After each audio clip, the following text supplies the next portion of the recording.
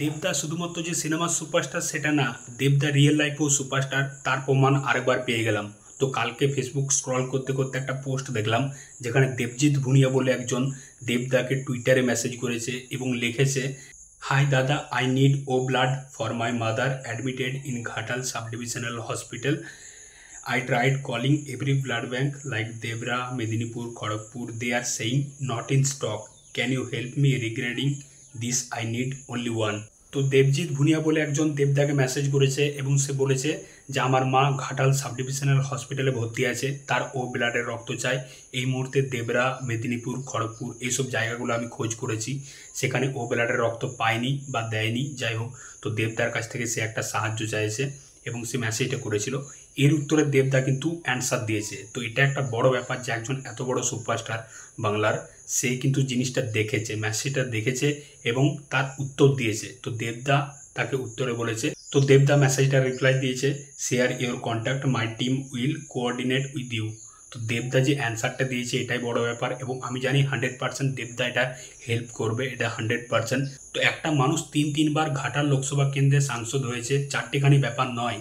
মানুষ নিশ্চয়ই তাকে ভরসা করে, তার উপর বিশ্বাস করে, তার জন্যই তাকে সেই পদটাতে রেখেছে। এবং দেবদা যেরকম মানুষ, খুব ভালো একজন মানুষ, মানে তার ইন্টারভিউগুলো দেখি, একজনকেও সে কোনোদিন পোক করে, টিজ মেরে, নিচু করে কথা বলেনি। এত সুন্দর কথাবার্তা। তো ভোটের টাইমে হিরণ দেবকে কত খারাপ খারাপ কথা বলেছিল, দেব চোর, জোচ্চোর, কাটমানি খেয়েছে, এই সেই। দেব কিন্তু তার এগেনস্টে একটাও খারাপ কথা বলেনি, বরঞ্চ সে বলেছে যে আমাকেও সাপোর্ট করো, হিরণকেও সাপোর্ট করো, যাকে ভালো লাগবে তাকে ভোট দেবে, এরকম কথা বলেছে। তো শেষ পর্যন্ত দেব জয়ী হলো এবং হিরণ গাজার গাড়ে ঢুকে গেল। হিরণ দেবের এগেনস্টে কিসের জন্য দাঁড়িয়েছিল জানি না, কেন এত কনফিডেন্স পেয়েছিল, কোন গাঁজাটা খেয়েছিল জানি না। তো যাই হোক, বাঘটা হরিণটাকে খেয়ে দিল শেষ পর্যন্ত। দেবদা এখন বাংলার এত বড় একজন সুপারস্টার, তার প্রোডাকশন হাউস আছে, তার সিনেমা আছে, সে এত ব্যস্ততার মধ্যেও ঘাটাল লোকসভা কেন্দ্রে যেরকম টাইম দেয়, এই যে ছোট ছোট বিষয়গুলোতে তার দেখা, তার টাইম দেয়া, এগুলোই অনেক বড় ব্যাপার।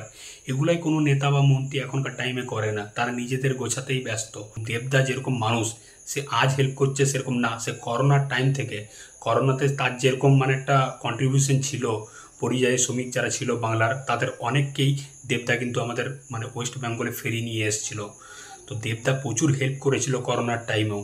তো এই বিষয়গুলোই মানুষটাকে আলাদা করে আর পাঁচজনের থেকে। দেবদা খুব হেল্পফুল মানুষ, সেটা আগেও দেখে এসেছি এবং এখনও দেখছি। খুব হেল্পফুল মানুষ এবং কোনো দিন এগেনস্ট পার্টিকে পোক করে কোনো দিন কথা বলেনি। একজন পলিটিক্যাল পার্টিতে দাঁড়িয়ে একজন সাংসদ, সে এগেনস্ট পার্টির বিরুদ্ধে কোনো খারাপ কথা না বলেই বছর পর বছর সাংসদ হয়ে যাচ্ছে। এটাও কিন্তু একটা ক্রেডিট, এটাও কিন্তু একটা মানে বিরাট ব্যাপার। তো যাই হোক, তোমাদের মানুষটাকে কেমন লাগে অবশ্যই কমেন্ট করে জানাও। আমার কিন্তু হেভি লাগে বস, আমি তার সেই ছোটোবেলার থেকেই ফ্যান। তো দেখা হচ্ছে বস পরের ভিডিওতে। চললাম বস, এই নতুন চ্যানেলটা ভালো লাগলে অবশ্যই সাবস্ক্রাইব করে দাও বস। চললাম।